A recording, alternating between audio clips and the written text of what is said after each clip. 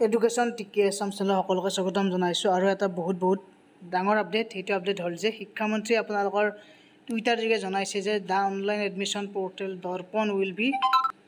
reopen for admission into HS first year from 1 June 2024 to 9 June মানে আজিৰ পৰা 1 জুনৰ পৰা 9 জুনলৈকে দৰ্পণ ৱেবছাইটত যি HSৰ এডমিশ্যন প্ৰচেছটো চলি আছে সেইটো আকৌ ৰিঅপেন কৰা হৈছে গতিকে যিসকল প্ৰাৰ্থীৰ এতিয়ালৈকে অনলাইন প্ৰক্ৰিয়া মানে এডমিশ্যনত ছিট পোৱা নাই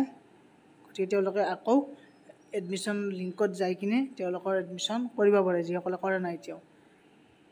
আৰু all institution must complete admission process within 12 June মানে 12 জুনৰ আগত গোটেইখিনি কমপ্লিট কৰিব লাগিব প্ৰতিখন স্কুল কলেজত আৰু এইখন হৈছে নোটিছ এই নোটিছখনত এইখিনি কথাই কোৱা হৈছে আৰু দৰ্পণ ৱেবছাইটৰ লিংকটো বাৰু মই ডেছক্ৰিপশ্যনত দি দিম সকলোৱে যাই কিনে তাত ৰেজিষ্ট্ৰেশ্যনটো কৰিব পাৰিব আৰু ইয়াত কোনো ধৰণৰ offline shall not be entered under any circumstance offline কোনো ধৰণৰ প্ৰচেছ নচলে সব অনলাইনে হ'ব সেইকাৰণে দৰ্পণ ৱেবছাইটত গৈ কিনে আপোনালোকে কৰিব পাৰে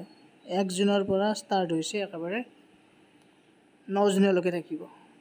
গতিকে এইখিনি আছিল আপডেট সকলোৱে শ্বেয়াৰ কৰি দিয়ক লগতে চেনেলটো ছাবস্ক্ৰাইব কৰি বেল আইকনটো প্ৰেছ কৰি ৰাখিব ধন্যবাদ থেংক ইউ